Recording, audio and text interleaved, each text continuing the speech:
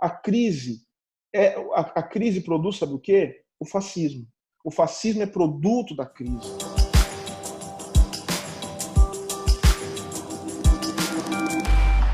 Bom, pessoal, eu tô aqui muito animada de apresentar para vocês um professor fantástico que hoje vai dar uma aula pra gente. Vou aprender junto com vocês no canal. Então, gostaria de dizer o que eu sempre falo a partir de agora: menos emoção e mais razão, e apresentar o professor Silvio Almeida, que vai nos ensinar hoje. Eu vou pegar minha colinha para poder ler aqui toda a qualificação do Silvio, porque eu não lembraria de cabeça. O Silvio é advogado, professor da Fundação Getúlio Vargas e do Mackenzie. Sou mackenzista, sou professora do Mackenzie também, então aqui fico muito lisonjeada de dividir essa qualificação com você. Professor visitante da Universidade Duke University nos Estados Unidos, presidente do Instituto Luiz Gama e autor de, entre outros livros, Racismo Estrutural. Vocês já devem imaginar, então, qual a relevância da gente ter o Silvio hoje aqui para conversar com a gente, porque tem muita coisa acontecendo, não só nos Estados Unidos, mas em vários outros países, em virtude do assassinato do George Floyd. Vocês já devem ter acompanhado, a gente já falou disso aqui no canal. No Brasil também, essa discussão tomou as redes sociais e eu quero que a gente consiga compreender com um pouquinho mais de profundidade para a gente saber exatamente sobre o que a gente está falando. Eu estava conversando com o Silvio antes da gente começar e ele me falou sobre as duas matérias que ele está lecionando nos Estados Unidos. Uma delas é uma matéria intitulada Black Lives Matter. E uma coisa que aconteceu muito nesses dias, Silvio, é que a gente viu de novo o pessoal que se contrapõe a essa luta do Black Lives Matter falando All Lives Matter.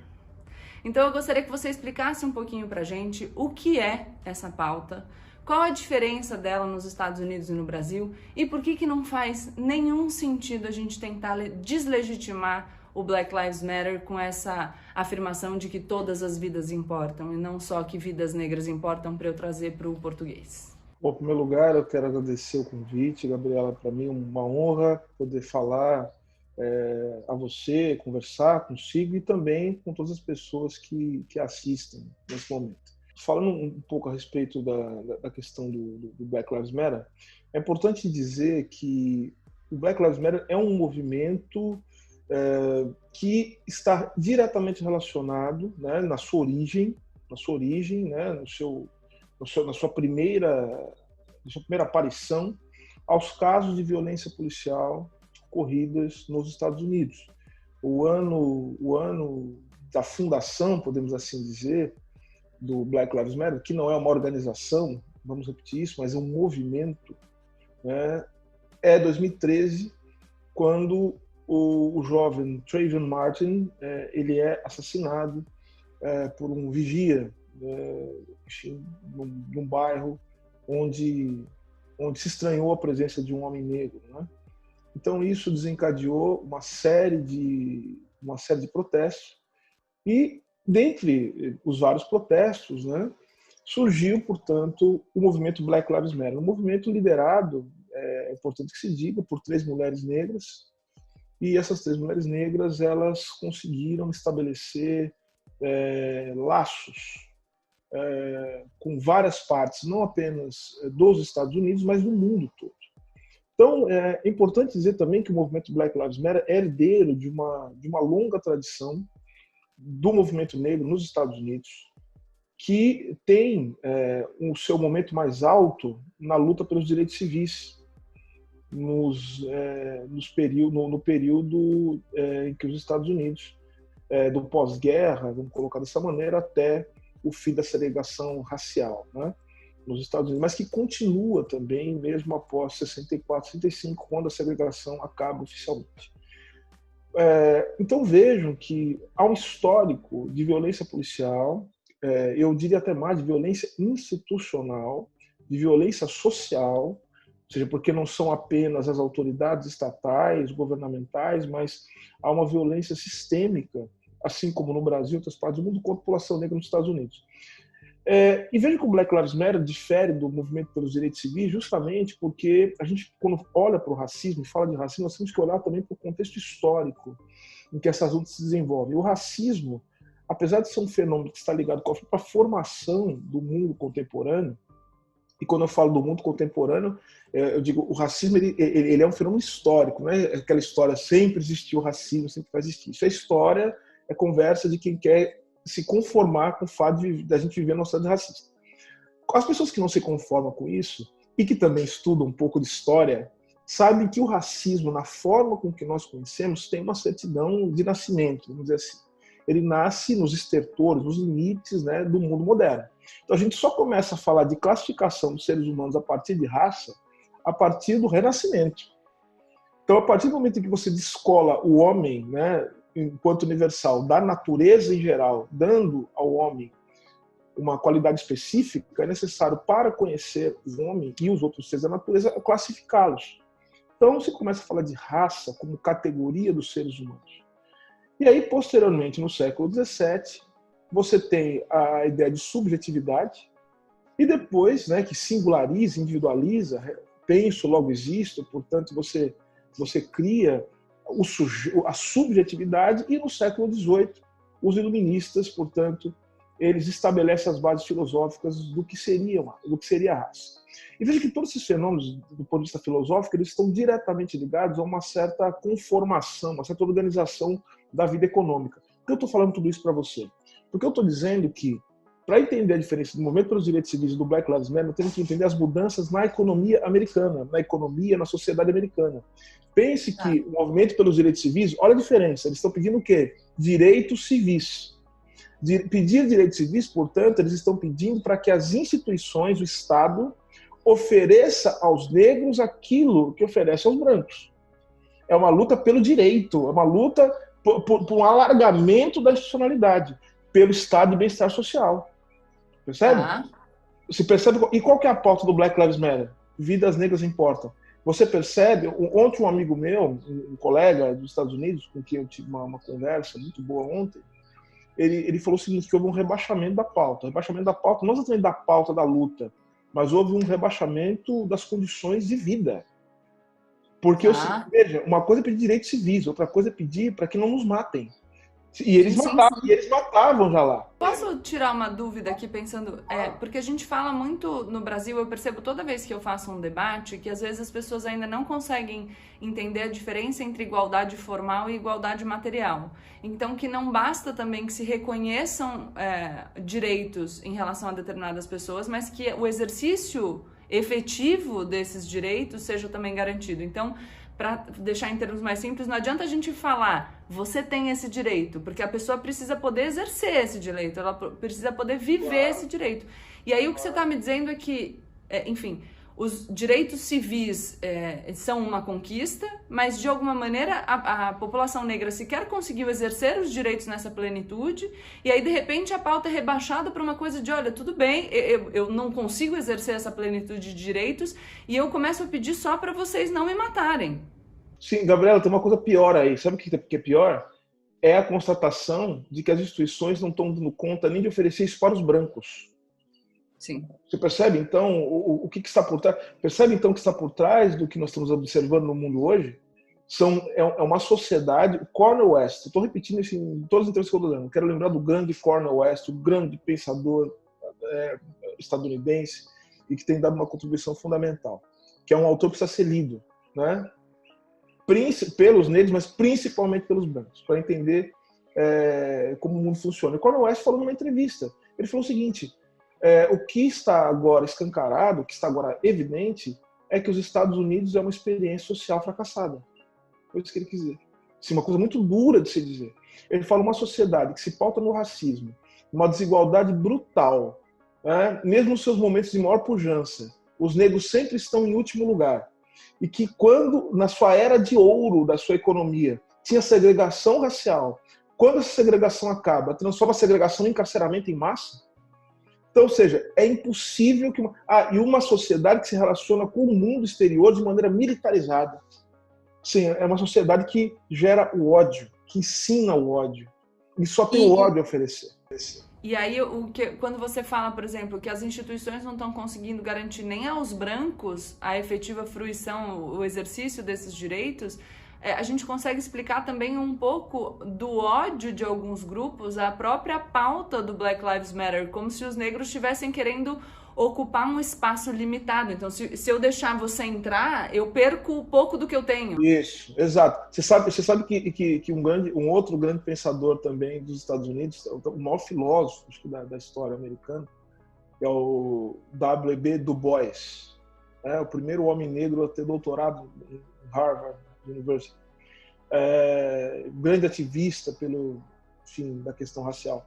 Du Bois, ele chamava isso aí que você descreve, ele chamava de salário psicológico dos brancos. Ou seja, os brancos eles recebem a branquitude é justamente isso, né? Ele é um dos pioneiros do estudo sobre a branquitude. O que é a branquitude? A branquitude é a ideologia do branco, ou seja, a ideologia de que a ideologia, portanto, é a formação, a constituição das pessoas brancas, né? Ou seja, porque não existe o branco natural. O branco ele precisa de alguma maneira ser uma construção social. Então, o processo de construção social dos brancos é a branquitude. Todo branco, independentemente da vontade, ele carrega em si a branquitude. Como é que a branquitude se revela de maneira muito forte? Por exemplo, ser branco é nunca ter que falar sobre raça. É como se branco não tivesse raça. E branco é racializado também, só que ele é racializado. Eu costumo dizer no meu livro, é uma raça que não tem raça. Porque ele não precisa se deparar com isso. Isso não é uma questão para um branco. Né? E aí, o Du Bois, ele fala justamente isso. Os brancos, eles recebem salário psicológico de que maneira? A vida tá ruim para todo mundo, a vida tá difícil, tem desigualdade. Só que daí o sujeito olha para trás e fala assim, minha vida tá ruim, mas a dos negros tá pior. Então, tudo bem. Quando você começa a ter conflito e resultados da luta histórica do movimento negro, ainda que no plano institucional e representativo elevem a condição do negro, por exemplo, no campo das artes, no campo um negro presidente da República, nos Estados Unidos, quando começa a acontecer isso, o que você tem? Você tem o ódio. Porque, veja, aí a vida fica muito ruim. Porque além da vida já estar ruim do ponto de vista econômico, ela fica ruim do ponto de vista simbólico. Porque eu não tenho alguém que eu possa dizer assim, está pior do que eu. Porque eu só eu também posso vincular a ascensão do grupo à minha... eu fico pensando aqui, porque a gente ia falar também de fascismo e nazismo. Claro. Quando eu sempre falo que o ser humano está sempre desesperado para buscar um culpado para a própria miséria. Quem que eu posso achar para eu botar a culpa? Então, de repente, se a minha percepção sobre a minha vida, de que a minha vida tem piorado, e paralelamente eu vejo um grupo ganhando espaço, eu vou falar, então pera, a minha vida piorou porque eu tenho aqui... E isso não necessariamente é verdade, mas eu faço interpretações... Sim, Gabi, mas olha as circunstâncias da eleição do Obama. Quando é que o Obama foi eleito? O Obama foi eleito... O que aconteceu em 2008? A crise econômica. Ou seja, o Obama foi o sopro da esperança assim, do mundo civilizado, mas que também não tinha condições de continuar entregando. Então foi uma tentativa de uma espécie de unidade simbólica. Né? Mas só que não era suficiente, porque era fundamental que houvesse também uma renovação das práticas políticas, uma renovação também do sistema econômico, só que a desigualdade continuou. Você vai ler algumas estatísticas, sabe o que acontece nessas estatísticas? Você olha o seguinte, quando você olha quem perdeu emprego nos últimos anos, a maioria das pessoas são negras. Quem está trabalhando em condições precárias são negras. E hoje eu acho que isso é um número absurdo, impressionante, por conta vamos dizer assim, da reabertura parcial que alguns lugares aqui, estados, estão tendo aqui nos Estados Unidos, o desemprego ele diminuiu, ou seja, criaram-se empregos aqui, parece que em torno de 13%, para os brancos, porque se você olhar o recorte racial, ficou estagnado para os negros. É uma sociedade que funciona, essa já era ódio. A crise produz, sabe o quê? O fascismo. O fascismo é produto da crise. É produto do desarranjo social, da desesperança e do ódio que toma conta das pessoas quando elas, do ponto de vista institucional, da organização do mundo, só conseguem receber ódio quando, na verdade, as instituições não estão preparadas para oferecer solidariedade e amor. Então é isso que vai acontecer. O ódio ele vai sendo alimentado. E aí você falou uma coisa importante. O medo. Se a gente começar a ler o Hobbes, por exemplo, a gente sabe que o Estado, de uma maneira geral, a unidade do Estado, ela se dá em torno do medo. E você vai ler o Freud fala assim, o que é o medo? O medo, ele tem um objeto, diferente da angústia e do terror. O medo, ele tem que ter um objeto. Você tem um objeto para o medo. Então veja que a formação dos estados contemporâneos, desde o estado moderno até o contemporâneo, fundamentalmente, se dá com a produção do inimigo. Eu preciso produzir um inimigo. Primeiro era o externo, agora tem que produzir um inimigo interno. Quem que é o inimigo interno? É o negro, é o estrangeiro, é o muçulmano, é alguém de uma outra religião, é o cigano. É o não eu, né? É isso. Eu preciso promover uma alteridade permanente para manter uma certa unidade que, inclusive, legitime a desigualdade e legitime também o uso sistemático da violência para resolver conflito. Então, é por isso que você vê agora. Agora nós estamos numa crise absurda, porque a crise gerou governos de ódio nos dois países mais importantes da América, no Brasil e nos Estados Unidos. E agora, esses governos, diante de um desarranjo econômico sem precedentes, com pandemia, com a tempestade perfeita, mais uma vez citando o Cornel West, eles não têm condição de oferecer nada a não ser o que os levou ao poder. O que os levou ao poder? O ódio. Eles não têm mais o que oferecer. Então, essa fascistização. Para a gente não ficar no plano só da fumaça, né, da sublimação total, o fascismo, ele não toma forma simplesmente porque ele é uma ideia que está solta no ar e alguém fala, vou ser fascista, e pega a ideia assim, no mercado das ideias e coloca na cabeça. O fascismo, ele é resultado das condições materiais. A miséria do mundo produz o fascismo. Não tenha dúvida. Né? Então, todas as minorias elas serão afetadas. Né? E só para terminar o que você me perguntou, o Black Lives Matter é o produto de uma sociedade que já não é a sociedade mais do pós-guerra, do estado de bem-estar social. O Black Lives Matter é um movimento que está ancorado numa ideia do altermundismo, que tem muito a ideia do Occupy Wall Street, sabe? Está muito daquela ideia do Occupy, das pessoas ocupando os lugares públicos. Veja só os protestos hoje. O Black Lives Matter está relacionado com as redes sociais, o hashtag, né? Black Lives Matter. É um movimento performático, que tem um caráter que eles chamam de identitário muito forte, mas que não deixa de dialogar com questões concretas e materiais. Então, os movimentos sociais, políticos de contestação, Gabi, eles não podem ser separados também do contexto histórico que essas lutas se manifestam. O tipo de racismo, ele vai gerar também um tipo distinto de reação. Se o racismo no Brasil é de um jeito, ele vai gerar uma reação ao racismo, e tem muita reação. Se o racismo nos Estados Unidos é outro, e obviamente que é outro, porque é outra sociedade, gera um outro tipo de reação. Eu quero, só para deixar bem claro para as pessoas compreenderem, eu vi esses dias um vídeo feito, aliás, por uma atriz americana, eu não vou lembrar o nome dela agora, depois a gente pode deixar na descrição. Mas é muito, muito claro, e eu achei muito bom. É uma moça e ela fala assim... Aparece uma menina perguntando, o que você está indo fazer? Ela fala, eu estou indo ajudar aquele pessoal porque a casa deles está pegando fogo. Aí a outra responde, ué, mas e a minha casa? Fala, mas a sua casa está pegando fogo? Ela fala, não está pegando fogo, mas a minha casa não importa? Ela fala, não, mas é que a casa deles está pegando fogo, eles podem morrer. Eles estão correndo risco. Não, tudo bem, mas todas as casas importam, não é? Ela fala, não, sim, todas as casas importam, mas é que aquela tá pegando fogo agora. A gente precisa ir lá fazer alguma coisa para essa casa agora. E outra fala, mas eu não acho que seja assim, eu acho que todas as casas importam. E acho que dá pra gente fazer um paralelo que, claro que todas as vidas importam, mas os negros estão sendo excluídos dessa importância, né? Porque eles são as principais vítimas. Sim, não, a pergunta é o seguinte, a vida dos brancos está correndo risco porque eles são brancos? Porque eles são brancos, eu tô perguntando.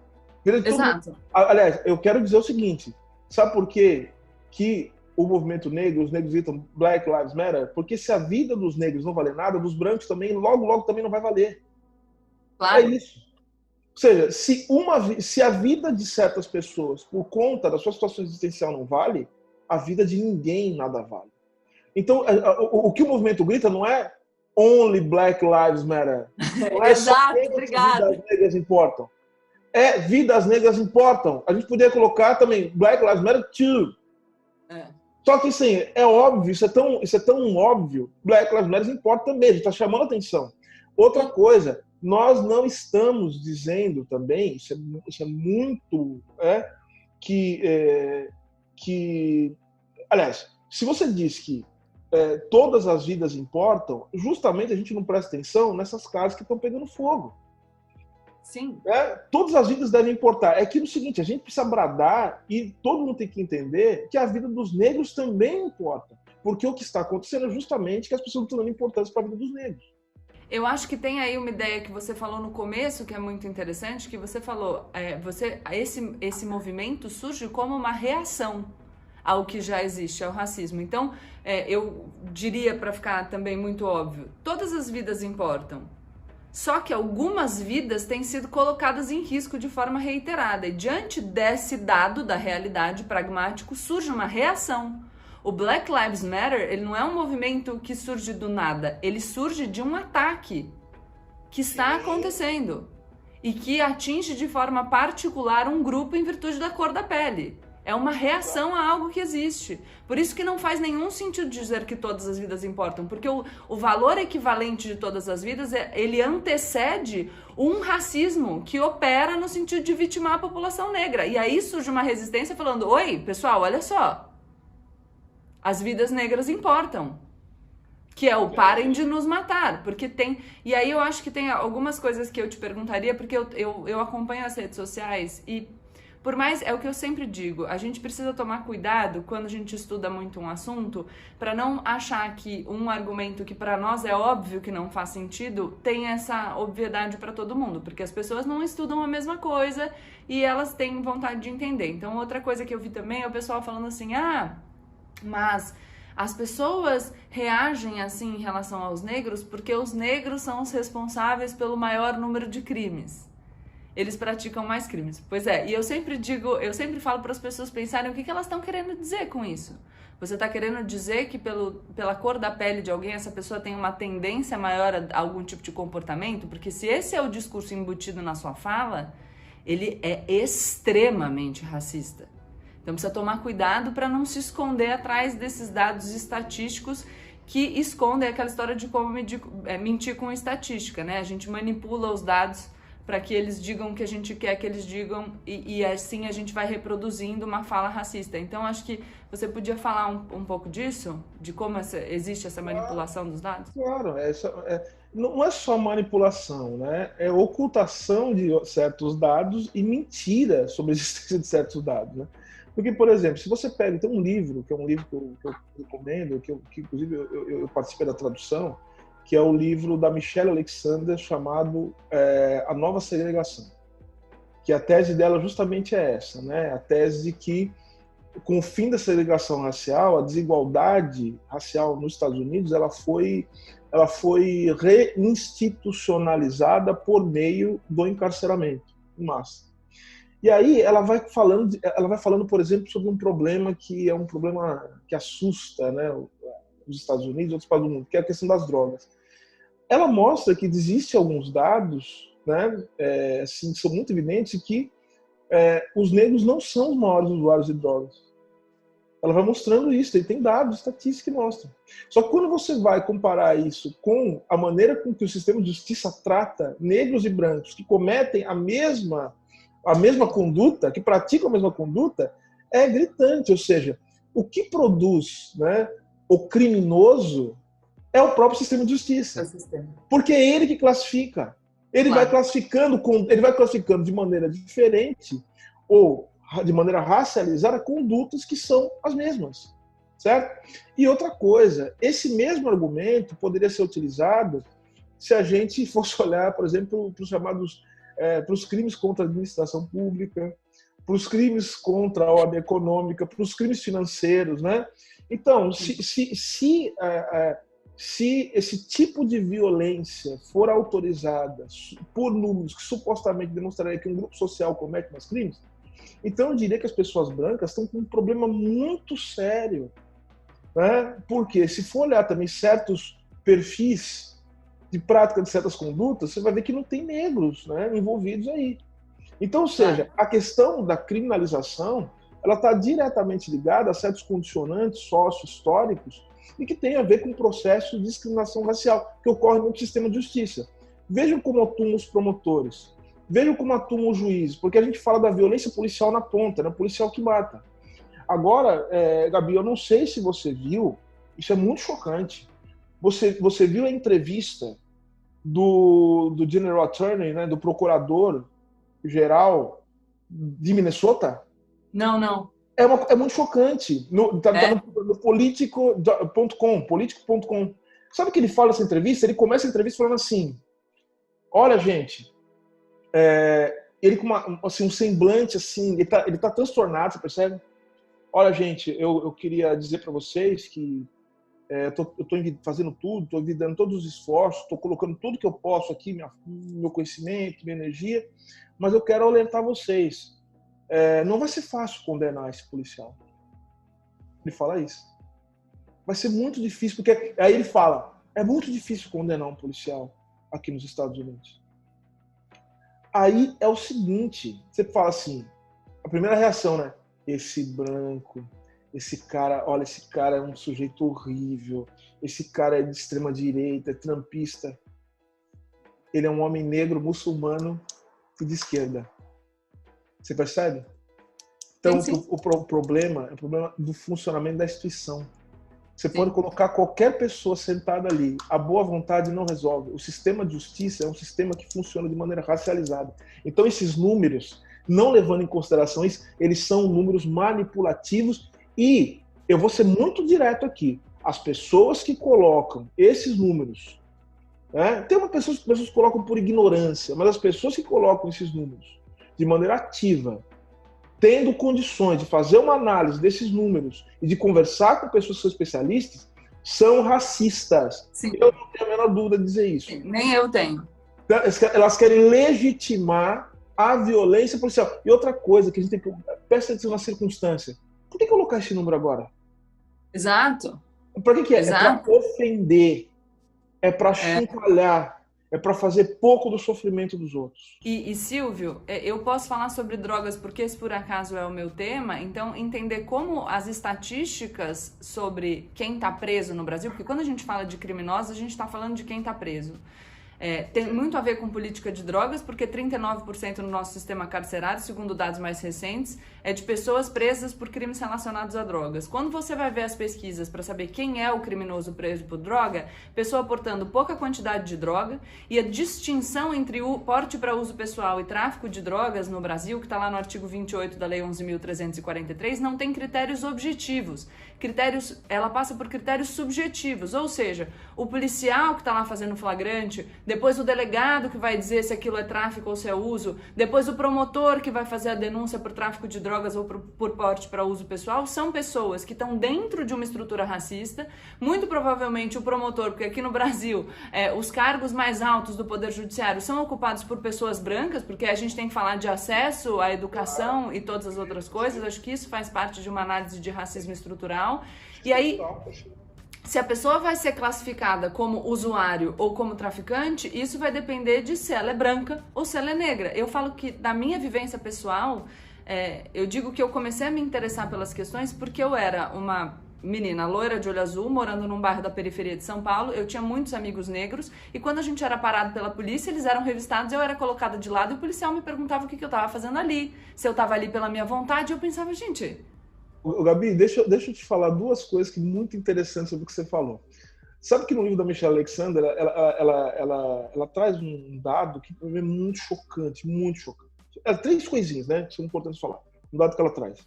Primeiro, ela mostra que os juízes têm a tendência, o judiciário tem a tendência de fixar penas mais altas a depender do tipo de droga que está sendo portado ou traficado, enfim. Aí você pensa, bom, droga pesada? Pô, então, se a droga for pesada, não. Droga de elite. Maconha e crack. Cocaína, a pena, geralmente, ela é mais baixa. Por quê? Há certas drogas que são chamadas drogas de elite, como você colocou, são as drogas que são mais caras, né? Ou seja, cocaína e crack são drogas mais baratas e que são geralmente, quando são usadas também mais por pessoas negras do que cocaína. Então, esse é um dado. Segundo dado que ela traz, ela vai mostrando a construção também da racialização no sistema de justiça e do que ela chama de nova segregação. Ela faz referência a uma decisão da Suprema Corte Americana de 1987, em que a Suprema Corte Americana, olha que loucura isso, que é uma loucura. A Suprema Corte Americana reinterpreta um voto de um juiz da Suprema Corte do século XIX, cujo voto foi um voto contrário à segregação racial. Você tem a famosa decisão, aquela do Plessy versus Ferguson, né? Que foi 7-1, né? 7 a favor da segregação e um voto contra a segregação racial. Nesse voto, o juiz, chama John Marshall Harlan, ele falava assim: não é possível que haja nos Estados Unidos divisão entre raças, que o judiciário não pode atuar olhando para a cor das pessoas, porque tem que haver o que ele chama de color blindness. Para traduzir para as pessoas que estão nos assistindo, color blindness é daltonismo, né? Ou seja, tem que ser cego em relação à cor. Não se pode aplicar a lei olhando para a cor das pessoas, porque todo mundo é igual. Só que ele perdeu. Aí teve a segregação nos Estados Unidos, que durou até 65.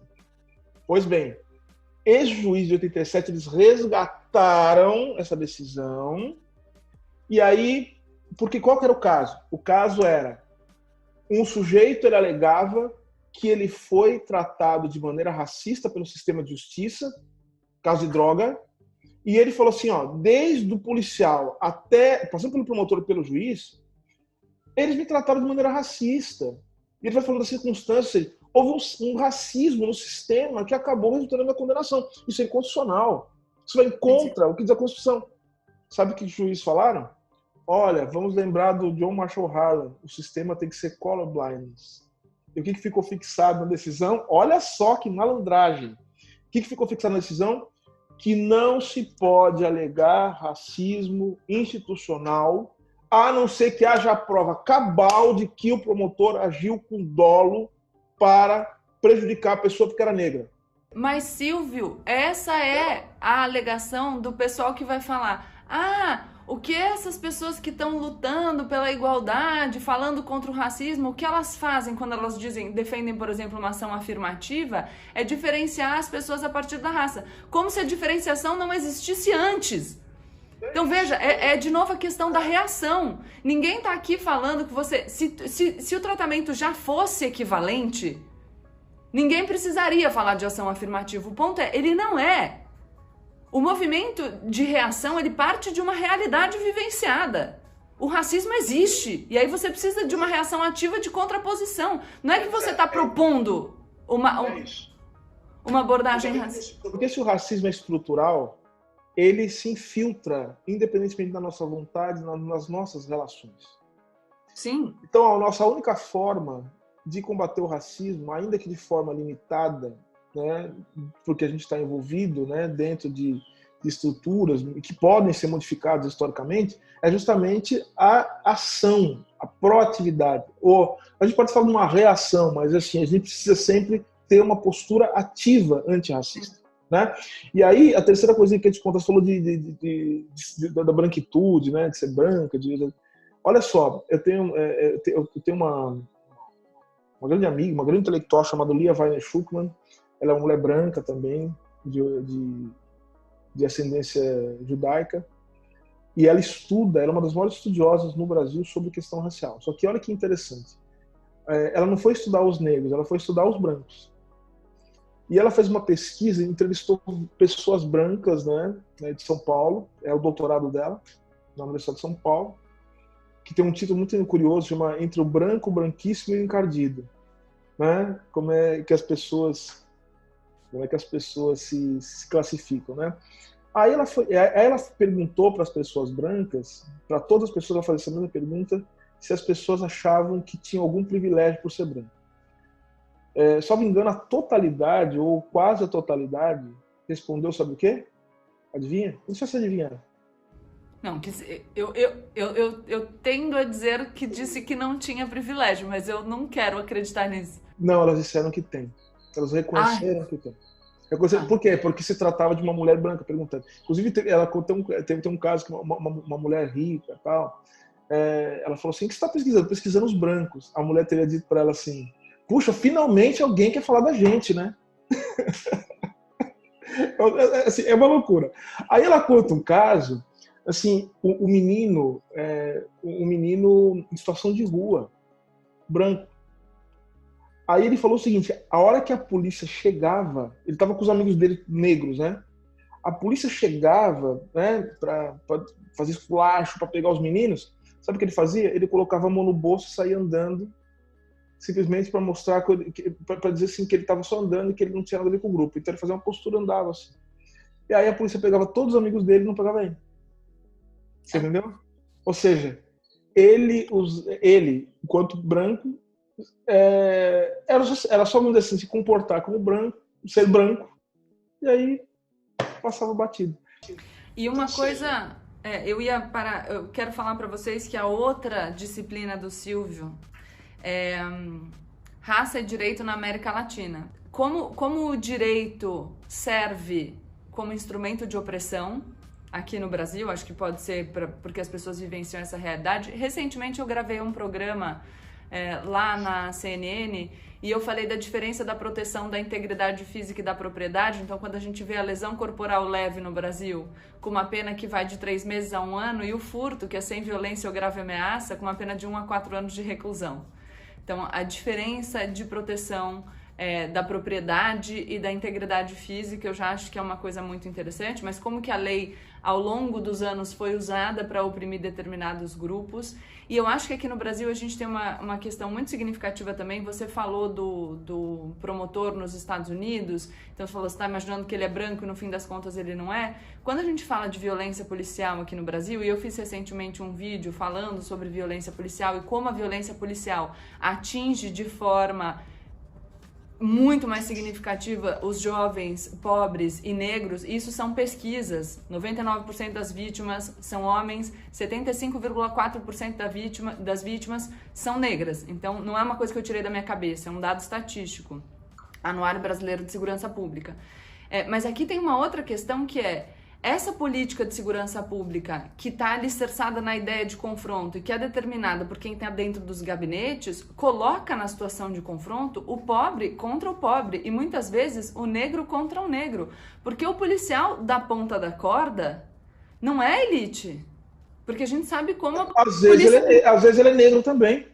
Exato. E porque tá lá ganhando pouco e submetido a uma péssima condição de trabalho, sem o equipamento para trabalhar, tendo que lidar com, enfim, problemas de saúde mental que acabam resultando em altos índices de suicídio dentro das polícias. Então, não é bom para ninguém. Só funciona para quem tá dentro da sala, no ar-condicionado, determinando a política de segurança pública e basicamente falando, enfrentem-se.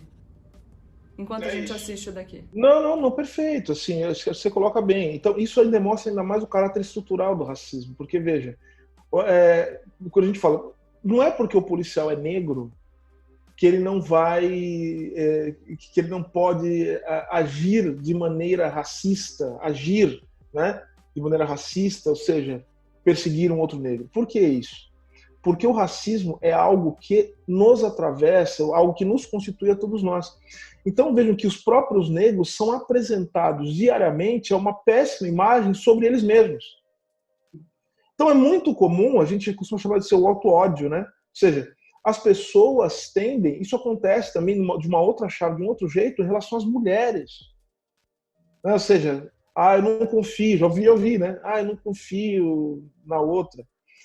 Já ouvi também, eu não confio nesse cara. E por quê? Porque eu não estou sendo comigo, porque ele é muito parecido comigo. Você cria tanto uma desconfiança entre as pessoas. O racismo ele tem esse papel de dividir as pessoas, de criar cisões, de criar ódio, inclusive ódio por si mesmo. Por isso a importância do movimento negro, por isso que o movimento negro nos anos 70, Gabi, olha só que genialidade, o movimento negro nos anos 70, né, e aí quero mandar um abraço aqui pro seu Tony Tornado, né, que fez 90 anos, que tem o pai vivo, mais de 100 anos. Então, assim, Black Power, é o poder negro. Ou seja, a gente vai... Só que Black Power, só que Black is Beautiful também. Sim. A ideia da consciência negra, que o pessoal fica falando, a consciência negra é essa. É tomar consciência de que você é uma liberdade, de que você tem autonomia, de que você pode, porque é muito difícil fazer isso, porque são séculos de destruição da nossa capacidade de nos pensarmos enquanto seres humanos. A importância da representatividade, do fortalecimento do... E isso só se aprende politicamente, Gabi. Como é que se aprende politicamente? Se aprende no movimento negro, se aprende, por isso também o ataque às religiões de matriz africana, porque elas são lugares em que as pessoas negras se reconhecem para além, por exemplo, da escravidão. Porque todo mundo que fala nisso fala de escravidão, mas não fala da luta contra a escravidão que foi feita pelo movimento negro. A luta pela democracia no Brasil, que tem parte fundamental do movimento negro. E aí você falou sobre a questão da propriedade. Sabe que tem um artigo lindíssimo, e tem a ver com o que a gente estava falando antes, que se chama da Cheryl Harris, é um artigo clássico. Olha o nome do artigo, A Branquitude como Propriedade, que ela vai tratar disso, ou seja, e é um artigo jurídico, de uma professora de Harvard. Ela vai mostrar como a branquitude ela acaba se tornando uma parte fundamental do que a gente chama de propriedade no campo jurídico. Então, no fim das contas, e assim eu termino, eu acho que é absolutamente fundamental que nós possamos entender essas diferenças, processos de constituição histórica, isso tem a ver com uma disciplina, do racismo na América Latina e fala também dos Estados Unidos. A gente fala das revoluções atlânticas, né, como tem a ver com isso. Então a gente não pode entender o sistema jurídico na sua formação sem entender como a raça desempenhou um papel fundamental para formar tanto o que a gente chama de mercado no campo da economia, para formar também o Estado no campo da atuação política, mas para formar também o sistema jurídico e a decisão de quem serão os sujeitos de direito. A liberdade, como ela foi também tratada como propriedade, tendo a branquitude, esse artigo da Harris, como propriedade. Então, nos Estados Unidos, o direito tem um jeito, mas tem a raça, nós estamos vendo agora. No Brasil, também o sistema de justiça ele é racializado. Por isso que, sendo o racismo estrutural, nós precisamos mudar as estruturas sociais e econômicas para que a gente seja antirracista. Termino com o seguinte recado. Gabi, não adianta a gente falar assim, eu sou antirracista, só eu sou contra o SUS. Você percebe a contradição? Ah, eu sou antirracista, só que eu sou muito a favor da austeridade, de fazer cortes de direitos sociais, não sei o quê, porque a gente não pode gastar muito. E as pessoas estão morrendo de Covid-19. As pessoas estão morrendo de encarceramento. Então não adianta. Ser antirracista é lutar para a mudança nas estruturas sociais. E o Brasil é um país muito mais violento, porque um Estado com tamanha desigualdade precisa lidar com 55% da população negra. Os Estados Unidos, 13%, 14%. Para manter uma desigualdade como a nossa, o Estado brasileiro tem que ser muito mais violento. Tanto do ponto de vista físico, como do ponto de vista ideológico e simbólico também. E eu acho que uma coisa relevante que eu vejo também nas redes sociais é importante a gente entender que essa desigualdade que a gente vivencia e para a qual a gente está falando agora, que a gente precisa ter um Estado com uma postura ativa, no sentido de ter um estado de bem-estar social, no sentido da política afirmativa, no sentido de manter um bom sistema único de saúde público, é uma desigualdade que é fruto de escolhas feitas ao longo da história. Não é uma desigualdade natural. O nosso Estado não fez assim... surgiu com essa desigualdade. As nossas escolhas determinam isso. Gabi, desculpe, é fundamental o que você está falando, porque veja que o discurso racista, o que ele quer fazer? Ele quer naturalizar a desigualdade. Isso. Então, quando você fala assim, a desigualdade é natural, você precisa fazer o seguinte, você precisa pegar e desmontar o racismo, porque se a desigualdade é natural, nós vamos precisar também, portanto, pensar em como universalizar todas as conquistas civilizatórias que nós temos, para negros e para brancos. Enquanto o racismo existir, a vida dos brancos também será uma meia-vida. Porque se você desumaniza o outro para poder se humanizar, a sua vida... Você se desumaniza. A sua vida nunca será uma vida plena. Nunca será. E eu acho importante que as pessoas compreendam que quando a gente diz que essa desigualdade não é natural, não significa dizer que não existem diferenças entre seres humanos. Existem diferenças. Eu vou gostar de algumas coisas, o Silvio vai gostar de outras coisas. Eu vou ter talento para algumas coisas, o Silvio vai ter talento para outras coisas. Por exemplo, eu vou ler um livro de economia, eu vejo uma equação, já me dá até um desespero. Mas isso é um péssimo exemplo, sabe por quê? Porque nesse ponto nós somos absolutamente iguais. Você precisa dar um outro exemplo.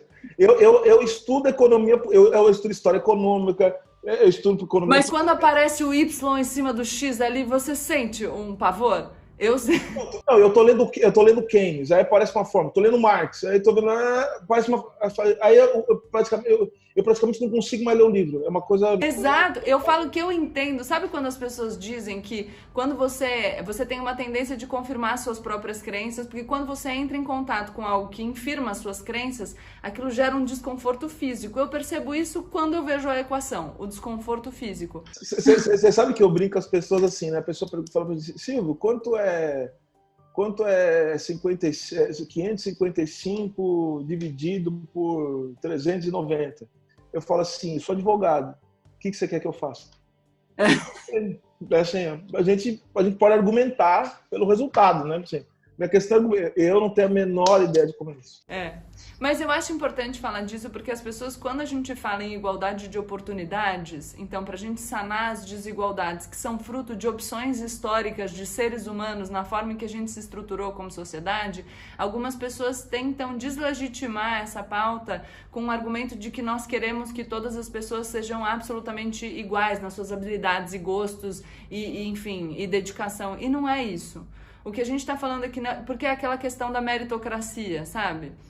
Então, nunca vai existir um argumento realista sobre meritocracia se a gente estiver falando de uma sociedade em que as pessoas partem de condições absolutamente díspares. Então, não dá para falar. É um argumento mentiroso. Exato. Até porque, Gabi, é o seguinte, as pessoas só podem ser livres para poder ser diferentes se elas puderem ter a possibilidade de escolher.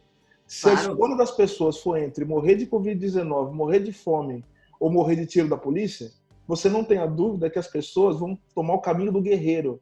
Né? Não sei se você lê livros medievais, ou então o livro falando dos guerreiros. Eu adoro essa coisa, eu adoro ficção científica, livros medievais, coisas de guerreiros antigos, né? De África, de Chile. É o seguinte, o guerreiro, a honra do guerreiro, sabe qual é? É morrer lutando. Só que a gente não quer ver no mundo de guerra. Pode ser apropriado, né, como discurso político para incitar as pessoas a uma luta que não necessariamente é uma boa luta. Claro, não é porque as pessoas elas falam assim, bom, se as minhas 3 escolhas forem morrer de jeitos diferentes, então eu vou escolher o jeito que eu vou morrer. Percebe? Então, a gente precisa oferecer para as pessoas mais do que a morte. Quando eu falei com a Anitta, que eu estava falando da contraposição dos valores, né, de igualdade, liberdade, de equidade, falando um pouco também de espectros políticos, eu falei, só que a gente precisa pensar nas coisas em termos pragmáticos. Então, liberdade é um bom valor, um ótimo valor, desde que de fato as pessoas possam exercer a liberdade. Não adianta a gente falar em liberdade se só quem tem liberdade sou eu e se a grande maioria das pessoas tem um espaço de liberdade muito mais restrito do que o meu. Isso não é liberdade de verdade. Isso é liberdade para mim, à custa da liberdade dos outros. Silvio, eu adorei. Você é maravilhoso, obrigada. Eu aprendi muito. Vou te escrever pedindo... eu dei uma anotada em tudo que você citou para eu poder falar para as pessoas, mas se eu tiver alguma dúvida e não conseguir achar, eu te peço ajuda. Obrigada mesmo. Eu que agradeço, espero ter ajudado. A conversa foi por várias direções diferentes. Não sei se eu consegui te ajudar aqui, mas é que eu estava com muita vontade de conversar consigo e também com as pessoas que te acompanham. Espero ter ajudado, minimamente. Ajudou, com certeza. Eu já vou pedir desculpa para os meus, não é telespectadores, os meus youtubers espectadores, porque eu sei que a gente foi por vários lugares, porque eu estava tão empolgada com o que o Silvio estava falando que eu fui fazendo as minhas perguntas.